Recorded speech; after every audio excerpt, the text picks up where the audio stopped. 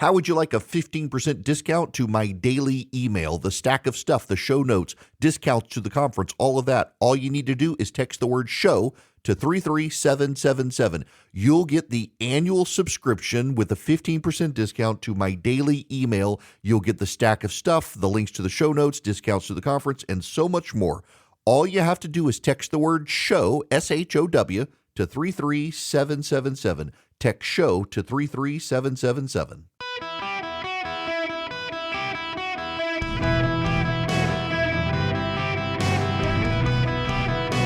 Welcome to the Eric Erickson Show podcast, Hour 3. Y'all, welcome. It's Eric Erickson here. The phone number is 877-973-7425. You can text Eric, E-R-I-C-K, to get all the show notes, the live links. If you're in Georgia and want the Rick Jackson interview, you can get it. I'll have Raffensperger and Jones and Carr as well. I just gotta stop. I was just telling Kobe this down the line. So in my broadcast studio, where I rent a space close to my house, where I used to do it out of the house. And finally, they want all the TV equipment and the camera equipment and the like. And so I got an office space in the building where I used to practice law. And they're building a bridge outside my window. And there's this massive interstate project. If you ever drive through Middle Georgia, there is this interstate project, and I swear that Sherman burned the plans, lost the plans when the burning of Atlanta. They've just been rebuilding this thing forever. It's taken forever. Allegedly, it's almost done, but they're building this new bridge. It was 2 lanes. It's going to be 4 lanes. And as I was talking to you in the last half hour, someone came over the bridge headed towards me, but in the opposite bound lane, and there's been a head-on collision.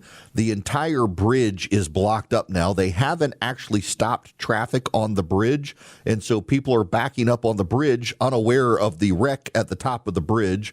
There are multiple ambulances out there. Now, the good thing is it's right by the hospital. I mean, you can see the hospital from here. If they actually take people to that hospital, but you can't get on or off the bridge. This is wild. And now, as my daughter points out, who's actually taking her accounting test here in my office, there are homeless people who have now gathered to watch this. Now, you think that's something. Like a year ago, I'm in here as a train is going under the bridge and a homeless dude literally jumps in front of the train to commit suicide. I never expected to have this much excitement outside my office window. And that doesn't even include the guy who was dangling by a line trying to wash the windows, who scared the mess out of me.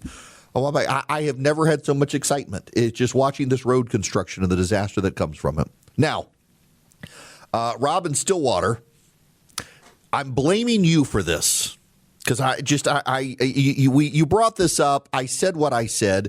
You should see my emails and text messages from people flowing in. And I'm like, if I get that much response to it, this is one of those things we should marinate on this topic a little bit.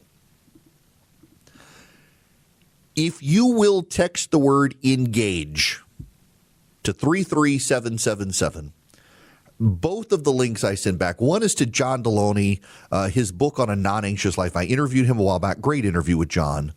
And the other is to the book by Derek Thomas, Strength for the Weary, for those of you who are struggling. And let me just spend a little more time on this, because Derek Thomas, the pastor who wrote that book.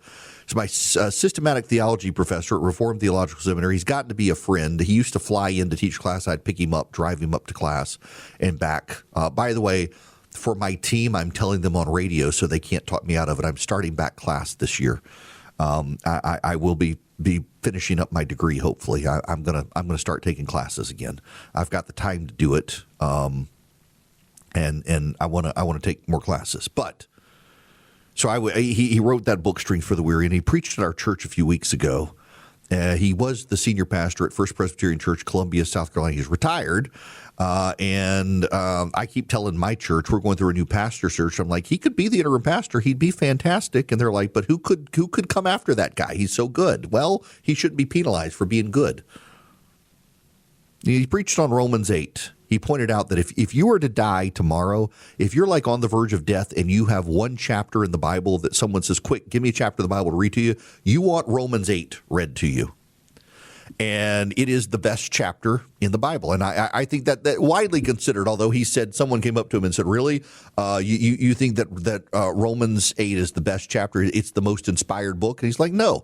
But do you want like Numbers 35 read to you, or do you want Romans 8 read to you? Romans 30, I'm just making that one up. It was like, do you want the list of names of families in Numbers read to you, or do you want this?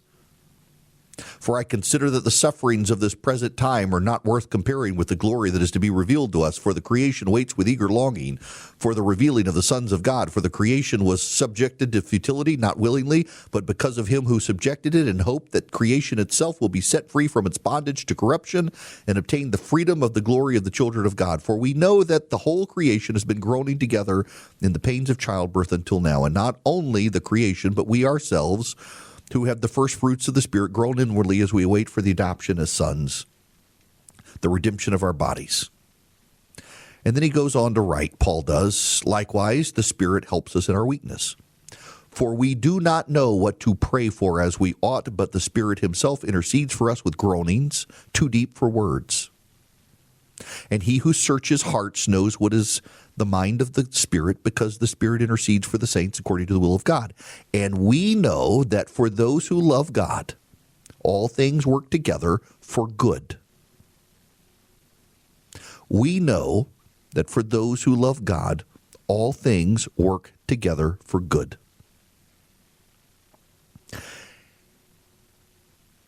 As you are well aware, 9 years ago, my wife was given 2 years to live.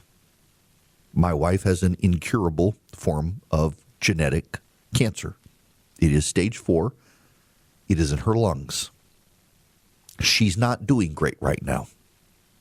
She is battling just horrible aches and pains. When she gets up in the morning, it's like her whole body's consumed with arthritis, but it's not arthritis. And weirdly, she got the flu a few months ago, and they put her on Tamiflu, and all the pain went away. And I'm like, let's just get you back on Tamiflu. Well, they can't. They're trying to figure out, is what's happening to her right now from her cancer? Does she have a virus? Is it long COVID because she got COVID? They're trying to figure it out so they get the good treatment. But it is, my wife does strongman, or did strongman training. She pulled a UPS truck 2 years ago. She couldn't do that to save her life today. She hasn't been to the gym in much. She can't go to the. She can barely get out of bed right now. She does, and during the day she gets better, but she wears out fast. She's in a lot of pain right now, and I hate to see my wife that way. And the Bible actually tells me that all things work together for good. How is this good? A friend of mine was telling me he and his wife had a child. The pregnancy was fine. Everything was fine. The day of delivery, everything was fine. And in the process of delivery, the child died. All the way to term, and the child died. While in the birth canal. No explanation. Inexplicably. All things work together for good. How is that good? How is seeing my wife on a daily basis get out of bed,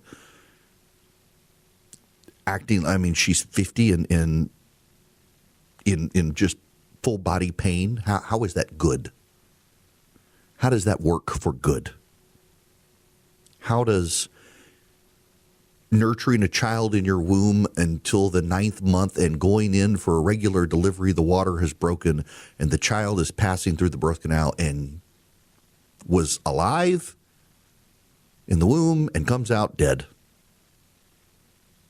not resuscitated? How's that good? When I was in 3rd grade, my best friend Jim was in a pecan tree on the back of his house. My Aunt Shirley and my Uncle Wayne, who they were just really close family friends. They weren't really aunt and uncle, but my Aunt Shirley, her son Jim, was in the pecan tree swinging from a rope he had tied around his waist, and it slipped up his body around his neck and snapped his neck. My grandmother showed up as he was swinging in the tree turning blue. How does that work for good? All things, Scripture says, all things work together for good. Does the Bible lie?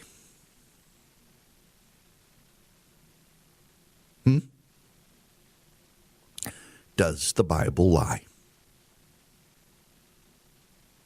If you say no, you are left wondering,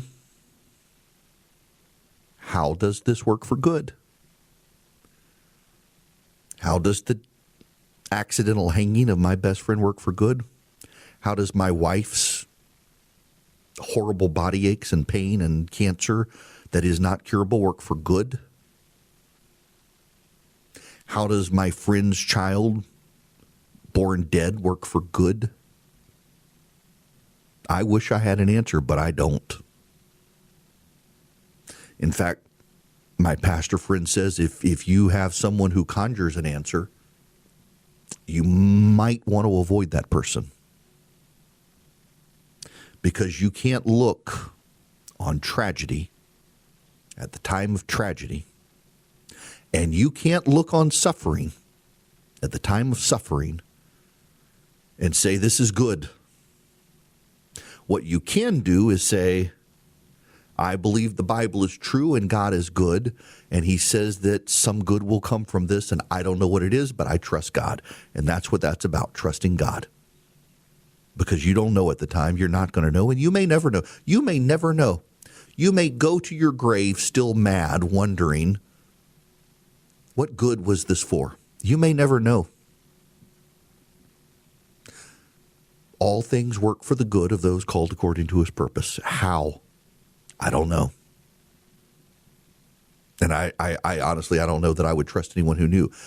I can tell you with my wife's suffering, the reason she is comfortable with me telling you about her suffering is because I know people who are going through horrible things, and just the mere fact that I tell them my wife is going through what she's going through gives them comfort. It's been an incredible ministry for my wife. She went through a double mastectomy when we were first married, had to have multiple reconstruction surgeries, 5 of them because they kept not working. The reconstruction surgeries failed. Stitches didn't hold. Muscles failed. Her being able now to talk to women going through mastectomies to tell them what to expect and what to do, it's been a ministry. There's the good that's come from that. We can only see it in hindsight. People who died on 9/11, what good came from that? What good comes from the tragedy of a plane crash? Hard to see, hard to say. But I trust Scripture is true that all things do work for good. And so I put my trust in God. So I look in the country right now, and I see an increase in violence. I see an increase in anger. I see an increase in distrust. I see more people willing to hate their neighbor than love their neighbor. I see people in Washington, D.C. who can't stand to be in the same room with each other, but have to be in the same room with each other to plan policy and pass legislation. I see you thinking that your neighbor is evil because they have contrary political beliefs, and that person thinks you're evil for contrary political beliefs, and you don't wish to be together because you've defined each other by your politics. How's this work for good? Seems like we're going to hell in a handbasket. All things work for the good of those called according to his purpose. Not necessarily for the good of the country. But I tell you what, I think there are a lot of people out there, the data is showing it, the polling is showing it, that more and more people are so fed up with it, disgusted by it, horrified by it, they're pulling out of politics. And I don't necessarily think that's bad. I don't think it's bad that people are saying, you know what, I'm not going to engage in politics anymore. You know what I'm going to do? I'm going to go work at the local homeless shelter instead. I want to improve my community. And I don't think my vote can do it. I think my sweat equity can do it. I wish you wouldn't get out of politics, but I get it. And you know what? You work in the homeless shelter, that might actually be for the good of the community. You deciding to be light in the world instead of dark in the world, it's going to improve the world. You deciding I can't be like the people that I hate, I have to be better than them, it's going to improve the world. the anger, the hostility, the hate, the rage, the despair, the dysfunction, all of that, if it is to work for the good of those called according to his purpose, the good, I presume, will come from you deciding not to be hateful, not to despair, not to be angry, not to rage, but to be salt and light in the world. I don't have the answer. But I believe it's true that all things work for the good of those called according to his purpose. I believe it's good. All those bad things that happened to my family, to yours, somehow or another, in ways we may never know until we get on the other side of the veil of eternity, then we see, oh, that bad thing that happened led to these things happening, and those things were good, and they would never have happened but for that bad thing. But you can't see it in the here and now. The only comfort you have is trust. And not me, but him. But trust me when I say that if you were turned upside down with despair and rage over what's happening to the country right now, then turn yourself right side up, and instead of rage and despair, be the salt and light, be the improvement, and then you become the good to confront the bad. And you play a positive role to offset the negative role, and some good will come from that. Welcome back. 877-973-7425 is the phone number. I'll get to your phone calls on the other side of this break. Here's a fact. This is a fact. There are 58 black or Hispanic members of Congress. I'm sorry. There are 58 black members of Congress. Additionally, there are numerous Hispanic members of Congress. A majority of the black and Hispanic members of Congress represent majority white districts or plurality white districts. Specifically, the 58 black House members, a majority of them are elected from plurality white districts. The idea that you need a district drawn that is majority minority for a black person to get elected is not true. It is not true. And yet there are people who insist it must be so, as a product of racism. They cannot move beyond the fact that this country is racist. They cannot recognize that racism in this country has declined decade after decade after decade. They think that black people in this country need special protections. Still, we're always going to have racism because we're always going to have sin. But the idea that black people in this country need special protections in the 21st century is nonsense. Of the majority of black House members in this country are represent plurality white districts. It's simply not the case that they need special districts. Old Glory Bank would like to be your bank. They're my bank. They could be your bank. OldGloryBank.com is the website. If you go to OldGloryBank.com/Eric, you can find out way more about the bank and their protections for active duty military and first responders. You can find out about their business checking accounts, their mortgage program, their CDs. I've got a no-fee checking and no-fee savings account with them. You can get premium accounts with them. And if you're active duty military, they waive some fees for you for the premium accounts. OldGloryBank.com/Eric. OldGloryBank.com/ERICK. And again, they're a great bank. If your kid needs a custodial account for the cash, you can even deposit cash at Old Glory Bank. They have a great app that helps you do it. OldGloryBank.com/ERICK. Sign up with Old Glory Bank today. Start a relationship with them. Member FDIC, equal housing lender. Terms and conditions apply. Old Glory Bank could be your bank. OldGloryBank.com/Eric. I have big, important breaking news. The burner for my pizza oven is coming home to me.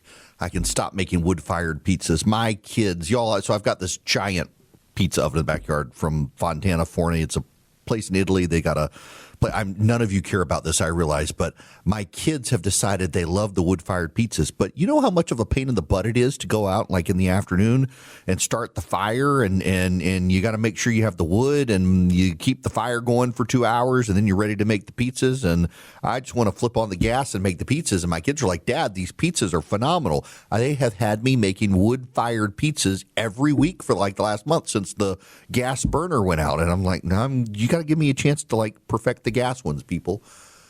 So much easier than burning the wood. So, yay. Okay, I can move on now. 877-973-7425. None of you care about that. Oh, he's the pretentious guy with the pizza oven. Yes, I get it. I have perfected wood-fired pizzas, I want you to know. Greg, you're going to be up next. Save me from myself. Welcome. Hey, Eric, I just want to thank you for that last bit. If you'll bear with me. I shared with you through emails past couple of years, my wife's battled with cancer, and she lost that battle right after Christmas. What you say is true, and I believe it in my heart, that God has a plan and it all works for his glory. Doesn't make it any easier. Doesn't make it hurt any less. The one thing I do know that was part of his plan is that he gave her to me for 34 wonderful years.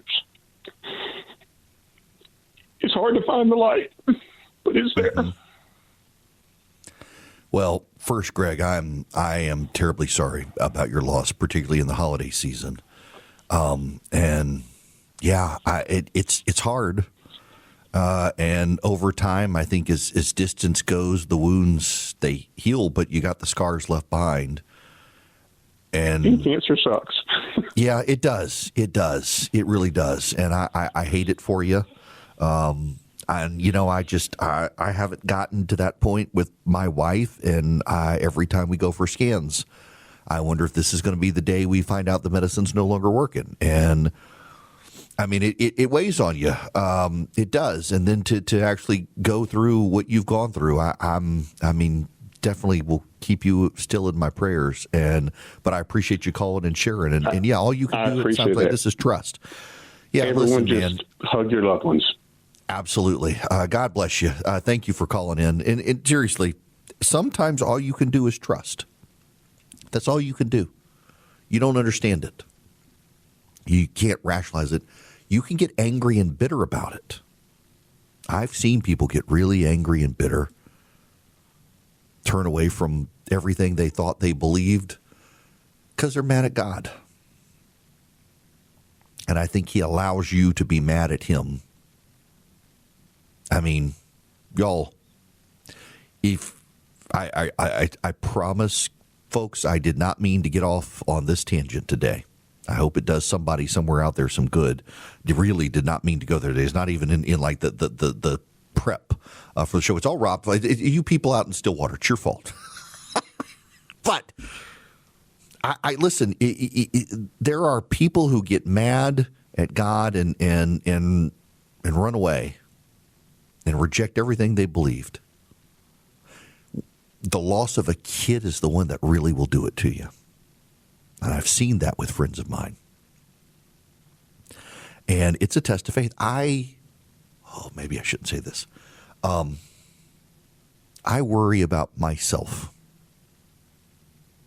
No, not in the way you think. I can talk a good game. But God forbid that day comes with my wife. Will everything I've been preaching to you, will I be able to preach to myself? And I don't want the day to come to find out. It's hard. It sucks. Life is not fair, though. Like no one ever said life was fair. So you got to anchor yourself in some firm foundations. And it's you anchor yourself in the firm foundations in the good times for when the bad times come. You build the foundation of your house in good weather, so when the bad weather comes, your house is still there. You build the foundation on rocks, not sand. You pour the foundation deep. And you got to, because the storm is one day going. The storms come for all of us.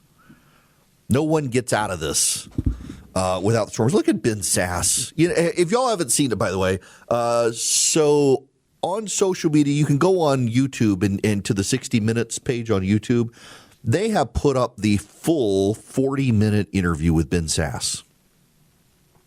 Buddy of mine the other day said I should have Ben on the show. I'm actually working with Ben to get on the show. The problem is his schedule, chemo and everything else is busy. We may have to pre-record something. He is a friend. I was actually supposed to go down to Gainesville to grab a beer with him.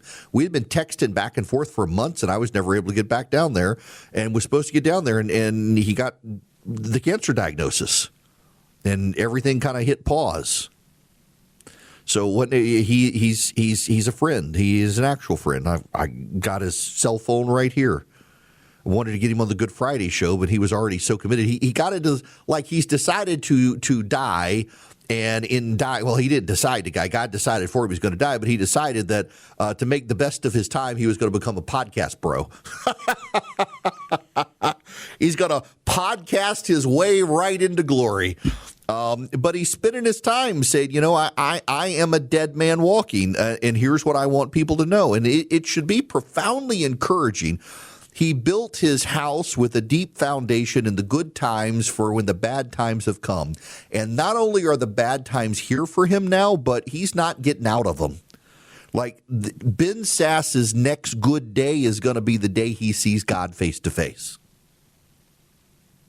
And he knows it. And he's willing to bear the cross that he's got to bear and share his faith with other people. And if you're not grounded in your faith, you can't do that. And I listen, I got someone listening right now who is a profound atheist who thinks everything I'm saying is annoying and wishes I would move on to other topics, and they haven't tuned out yet. And this one's for you.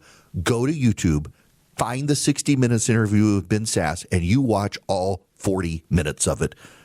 You will not be converted, but you will be profoundly changed. Every single one of you should do it. He's a good man. And we don't send good people like that to Congress these days. In fact, Republicans turned on Ben Sass because he actually believed this stuff. There are Republicans who, to this day, are furious with him. One of my disappointments in life is I know for a fact that several prominent Republicans reached out to the White House and said, this is a dead man walking. This is the 250th anniversary of this country. He loves this country.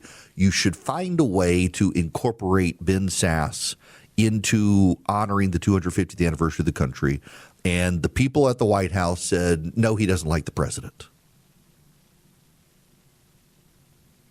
I'm like, Ben Sass actually likes the president, just disagrees with the president on stuff. Voted for his impeachment after January 6th. And so, by the way, that never got to the president's never. I think the president, you ask the president, he'd say sure. And I wish they would, because he's got a positive message for this country, and he's somebody that you should listen to. And so I would shout. I don't care. It is not a share the gospel moment, but this is a dying man who knows he is dying, and he has decided to go out in a blaze of glory, talking about how great this country is, how great God is, and how we can rededicate ourselves to the ideals of this country's founding, that all men are created equal and are endowed by their Creator with certain inalienable rights. Among these are life, liberty, and the pursuit of happiness. That's a good message to have, particularly with the 250th anniversary of this country. And a dying man who has nothing to lose telling us these truths is something we should pay attention to. What an incredible gift to all of us. What a blessing to us that this dying man is willing to do these podcasts and interviews on TV and the like, and just say, hey, I got nothing left to give other than the truth. And the truth is that we are a great country, and our Congress is not capable of doing great things because of the way we're divided. He's not wrong. There's wisdom that you can find on the edge of death. I remember when I had to tell my wife she had 6 months to live. I literally, y'all, had to tell my wife she was dying, that she had 6 months to live. And she refused to believe it. Absolutely refused to believe it. It turns out she was right. The doctors were wrong. They had misdiagnosed her. But we sat in her hospital room that night having the conversations that you don't ever want to have to have. You don't want to have the conversation. I was 30 years old. Let me just tell you something. God's honest truth. You do not want to have to sit in a hotel room or a hospital room with your dying spouse when you are 30 years old with a newborn, 1-year-old, and have the conversations about how are you going to live your life. You don't want to have those conversations. You should not have to have those conversations. And yet sometimes you're put in a position where you got to have the conversation. You got to engage. You can bury your hand in the sand, but you know what? the world still moves on. It's like, our propensities to be like kids. So one of the most precious ages in life is when your child believes with all their heart. It is a fundamental belief in their mind and heart and soul that when they close their eyes, they disappear. It is a fundamental belief of your child at a certain age. I will never forget my oldest, who I love because she brought me coffee a little while ago. She was in the living room. I forget what she did, but she broke something. Like she was told to stay away from something. We left the room and she broke it. And I came in and I was ready to just spank her backside. And she closed her eyes and put her hands over her face and froze. And all I could is, where did she go? Where did she go? And a kid just froze, closed her eyes, and it totally diffused the situation. And she was absolutely fundamentally convinced that she had disappeared, that I could not see her. And every child goes through that phase. The 3-year-old, that if they can't see you, you can't see them. My son went through the same thing. When he wanted to avoid nap time, he would close his eyes, put his hands over his face, and was convinced that he'd no nap for him because we couldn't find him. It is the sweetest, most adorable thing. And that is like us as adults. When bad things happen, we can either face them or we can close our eyes, put our hands over our face and say, hey, I can't see the bad thing. The bad thing can't see me. It's such a natural thing. When you're kids, you do it and you fundamentally believe you have disappeared. When you're an adult, you do it and you think this is the only thing I can do to not have to deal with this bad thing. I'm going to put my head in the sand and not deal with it. You know what? That bad thing is still going to be there when you get your head out of the sand. And Ben Sass has chosen not to put his head in the sand. He's chosen to face what's coming for him and to face it with grace and humility and face it in a way that he can help all of us in his death be better people. And if you have not seen that 60 Minutes interview, you should see that 60 Minutes interview because it is really, really good. Every interview he's done has been really, really good. Boy, did we go off on a tangent this afternoon. Well, we have some news. The Federal Reserve has voted to hold rates steady, and there was actually way more dissension in the ranks than they've had in the past. An 8-4 vote. One of the 4 dissents was Stephen Mirren, a Trump pick who's wanted to cut rates further. The other 3 were opposed not to the rate cut, but to language suggesting there may be a future rate cut. 8, so essentially you've got 11-1 opposition to rate cuts. You've got 3 people who are opposed to even hinting there may be future rate cuts. You've got this is Jerome Powell's last meeting as the chairman of the Federal Reserve, although Jerome Powell has just announced he will not leave the Federal Reserve Board. In the past, oftentimes when a chairman of the Federal Reserve ends his chairmanship, he also steps aside from the Federal Reserve Open Markets Committee in total. Jerome Powell has been 8 years as chair, and he has decided not to step aside, in large part because of the bullying from the Trump administration. So he's going to stick around. His term is not expired. So he will leave as chairman. Kevin Walsh appears now to have the votes for confirmation. Powell is going to stay on. This hasn't happened since 1948. 1948. Now, this is from CNBC. The last time this happened was Mariner Eccles. Powell and Eccles face similar challenges in the form of White House pressure on monetary policy. In Eccles' case, President Truman pushed the Fed to keep rates low to help reduce government borrowing costs. Trump's pressured the Fed to help housing and labor markets and to help reduce the financial burden on the $39 trillion national debts. In Eccles' case, the clash led to the 1951 Treasury-Fed Accord, which helped formalize the Fed's independence by creating a clear barrier between the two institutions.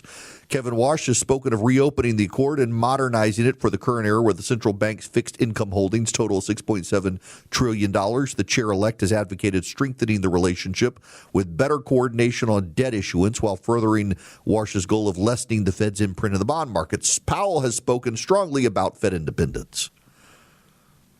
This is going to be an interesting dynamic as Kevin Walsh steps in. Now, he hasn't been Senate confirmed yet, but he's going to be. You got to keep in mind as well, he's an acolyte of Milton Friedman, and until very recently, vocally advocated for higher interest rates. He's now taken the Trump line of lower interest rates. It's going to be very interesting if once he gets into the secure position of the Federal Reserve where the president cannot fire him for not doing what he wants, does he suddenly decide to raise rates? He is very concerned about the massive government holdings and financial holdings of the Federal Reserve. So we could see some rather significant shakeup. It's going to be interesting. Also, by the way, some breaking news. It has just hit the wires. United Airlines flight, a Boeing 737 from San Francisco, has struck a drone at 3,000 feet approaching the San Diego International Airport. The pilot reported the incident via flight control and made a landing safely with no damage found upon inspection, but did hit a drone at 3,000 feet. Now, civilian drones are not supposed to fly more than 500 feet. I know because I've got one, and it has a strict regulator. You can override the regulator, though. But around airports, you're not supposed to fly drones, and someone has flown a drone, and it has now hit a United Airlines Flight 1980 at 3,000 feet on approach to San Diego International Airport. I'm sure the FAA is going to get involved, and if it's a civilian messing around, someone is going to jail. I got to tell you about my perfectly snug mattress topper. You want one. You want one. Last night, I had turned it to heat, and in the middle of the night, I was really hot because it worked. My back felt fantastic, though, but I had to turn on the air conditioner. Literally, this thing can pump so much cool air through your mattress topper, you can watch your fitted sheet inflate. It is like air conditioner for your bed. It's got a heating mode. I actually use the heat more than the cooling mode, but the cooling mode works great in the middle of the summer. I will be using the cooling mode. You can get one at perfectlysnug.com/Eric. You get $280 off. It fits right on top of your mattress. It's got two zones, at least on the king side one for sure. It's got two zones, so each person in the bed can decide whether they want to be cooler or hotter without impacting the other one. It is very, very quiet. You do not hear the fans of this thing, and it doesn't use water recirculators like some of the really fancy ones that also can leak and get moldy. This one does not do that. It just uses fans through the mattress topper, pumping cool air through. It's got wires that can heat up to keep you warm in cold winter nights as well. It's like an air conditioner for your bed. Perfectlysnug.com/Eric. Perfectlysnug.com/ERICK.